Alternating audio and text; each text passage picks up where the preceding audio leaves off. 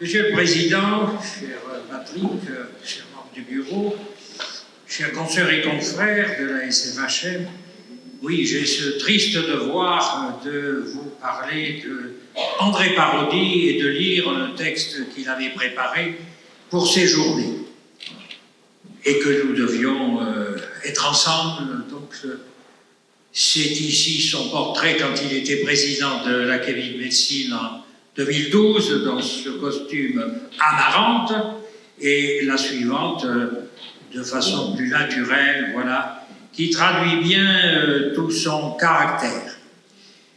Et donc, nous avons eu la tristesse d'apprendre, il y a 3 semaines, 1 mois, sa disparition brutale, qui a plongé dans une profonde douleur ses élèves et tous ses amis nombreux de par le monde. Il avait gagné une exceptionnelle unanimité par son savoir, sa disponibilité, son ardeur au travail, l'exigence du travail bien fait, car il était perfectionniste en tout, d'où parfois des impatiences, des éruptions même, mais l'aménité l'emportait toujours. Et il faut y ajouter son enthousiasme, sa faculté d'admirer et de partager, et sa bienveillance. Il était natif de Sidi Bel Abbès, en Algérie, donc, et il avait commencé ses études vétérinaires à Alger, puis en France, à Alfort, dont il est sorti docteur vétérinaire en 1959.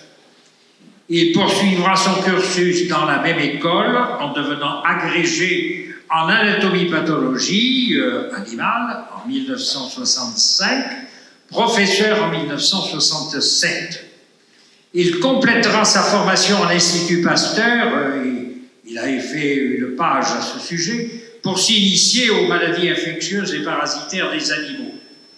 Ses élèves se souviennent de la qualité de ses démonstrations lors des autopsies d'animaux, des autopsies commentées. En plus d'être un enseignant brillant, il fut aussi chercheur dans le domaine du tissu lymphoïde. Et ses travaux l'amenèrent à créer le Collège européen de médecine vétérinaire, à être expert à l'OMS, à l'Europe, pour les tumeurs animales.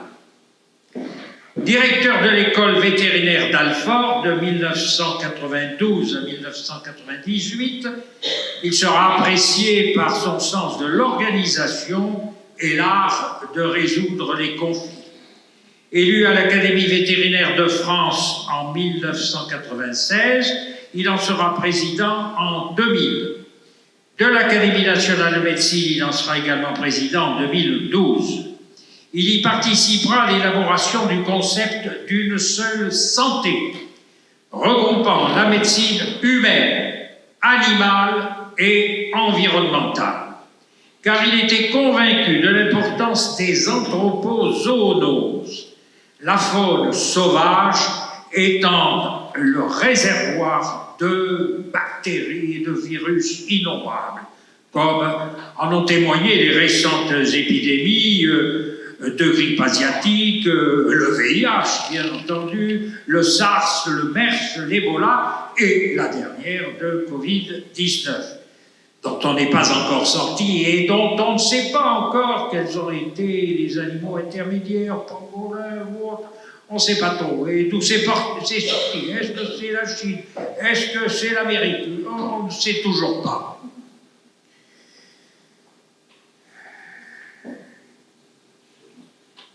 Très apprécié aussi à l'Académie des sciences, Belles Lettres et Arts de Bordeaux, quand je lui avais demandé de faire un couplet sur les anthropozoonoses, ce qu'il avait reproduit d'ailleurs à la demande d'André Vacheron à l'Institut de France, à l'Académie des sciences morales et politiques, il y a à peu près un an et demi. Il était aussi membre de l'Académie de pharmacie, des académies de médecine, je l'ai dit, de chirurgie et médecine vétérinaire du Mexique. Un comité de veille des zoonoses vient d'être créé à l'Académie de médecine et je pense qu'André Parodi aurait naturellement participé à ce comité. Sur un plan plus personnel, je peux dire que ça a été un ami exceptionnel et que ça a été une rencontre tout à fait marquante qui s'est nouée en 2013. Vous voyez, c'est pas vieux, hein, 10 ans à peine. Mais rappelez-vous l'amitié de Montaigne et la Boétie, 6 ans seulement, et on en parle encore. Alors, pas de comparaison, bien entendu, mais ensemble, nous avons arpenté les sentiers pentus du Caucase, à la découverte des monastères arméniens perchés dans la montagne, et parmi les tout premiers de la chrétienté. Puis ce fut la traversée à pied de la France et de l'Espagne, et avec aussi le couple launois qui est ici présent au premier rang. Donc ce fut véritablement une rencontre tout à fait passionnante, et je me souviens quand on avait traversé l'Aubrac, il était fasciné par ces vaches que l'on croit maquillées aux cornes en forme de lyre, et quand en Espagne on s'approchait d'un enclos de chevaux, ceux-ci, comme attirés par je ne sais quelle intuition, arrivaient à la barrière. Et là, notre ami André Parodi, épiâtre qu'il avait été, se penchait, ramassait des pissenlits et leur offrait des pissenlits aux chevaux, et qui étaient tout à fait contents, parce qu'il paraît que c'est un pédagogue, et ça les dégage. Voilà. Mais c'était tout à fait frappant, cette sympathie qu'il avait pour les animaux. Sauf les chats. Ah, il n'aimait pas les chats.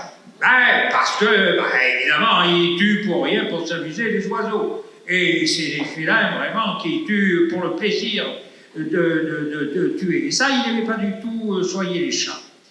Lors de ce voyage, donc de ce périple à Compostelle, un jour, dans un gîte, l'Espagnol souriait lorsqu'on lui a donné nos cartes d'identité. Et ma femme a demandé, mais pourquoi riez-vous? Elle a dit votre âge. Voilà. Enfin, c'est quand même intéressant quand on peut, quand on a les jambes et le cerveau de pouvoir marcher, parcourir. Et hier, on parlait de Yersin. Il avait une phrase tout à fait intéressante et que nous mettons en pratique. Et il avait écrit à sa mère, « Ce n'est pas une vie que de ne pas bouger. » Voilà. Donc, tant qu'on bouge, ça va. Et il faut continuer. Il avait des relations étroites avec les pays d'Amérique latine, particulièrement le Mexique, parce qu'il était parfaitement hispanophone. Et un détail me revient, quand on est arrivé un dimanche à Santiago de Compostelle, alors l'église était en travaux, la cathédrale, on nous a relégués dans une chapelle, et la sacristie, par je ne sais quelle intuition, lui a demandé de lire l'épître en espagnol. Et ça était très bien tiré. C'était un moment tout à fait émouvant. Alors j'avais parrainé André Parodi pour adhérer à la Société française d'histoire de la médecine en 2019, quand je l'avais reçu, quand j'avais reçu la société à Bordeaux, et par la suite il avait suivi dès lors les séances à l'école de kinésithérapie de Paris, et il se faisait une fête évidemment de nous retrouver ici. Il était officier de la Légion d'honneur, commandeur des palmes académiques, officier du mérite agricole et porteur de nombreuses distinctions étrangères, et sa disparition laissera un vide certain au niveau de toutes les sociétés qu'il a fréquentées. Et avant de vous lire ce qu'il avait préparé pour cette journée, je crois qu'il est évident qu'on doit lui accorder une minute de silence, et je vous demande donc de bien vouloir vous lever.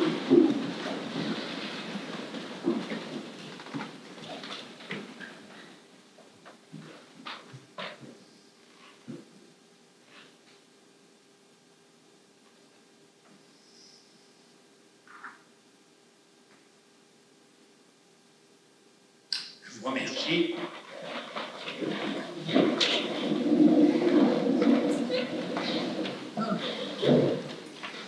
Alors voilà ce qu'il avait écrit sur ses racines pasteurielles.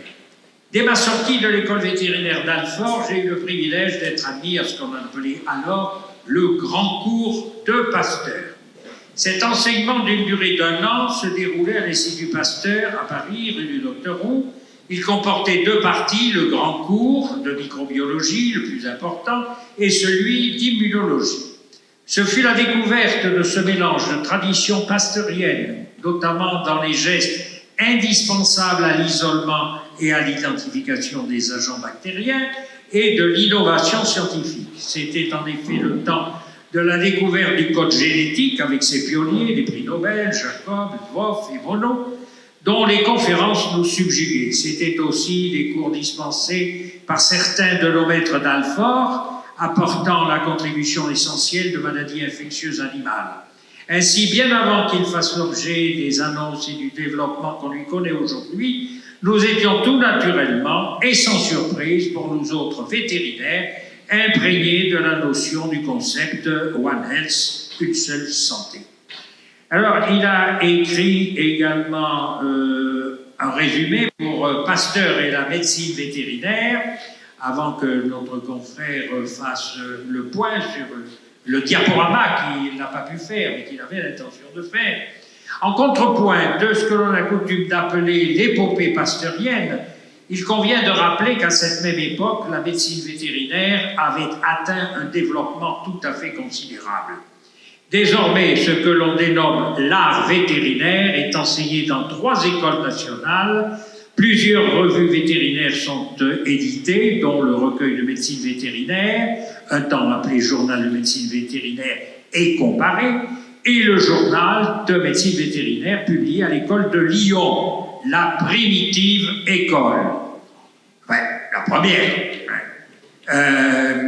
Une société centrale de médecine vétérinaire est créée en 1844 qui deviendra en 1928 l'Académie vétérinaire de France. Plusieurs vétérinaires sont membres, voire présidents de l'Académie nationale de médecine et de l'Académie des sciences. S'agissant de ce que deviendra la théorie des germes, l'époque est marquée par un fort antagonisme entre spécifistes et spontanéistes. Les premiers soutiennent que la maladie ne peut intervenir que d'un virus morbide, exogène, spécifique de la maladie et transmis par le jeu de la contagion, et à l'opposé, les seconds, s'ils admettent que certaines maladies de l'homme et des animaux peuvent se transmettre d'un individu à un autre, soutiennent que leur origine est spontanée. Leur cause est d'origine endogène. Il s'agit encore d'un agent, mais qui est né dans l'organisme à la faveur de conditions anormales, physiques, nutritionnelles, environnementales.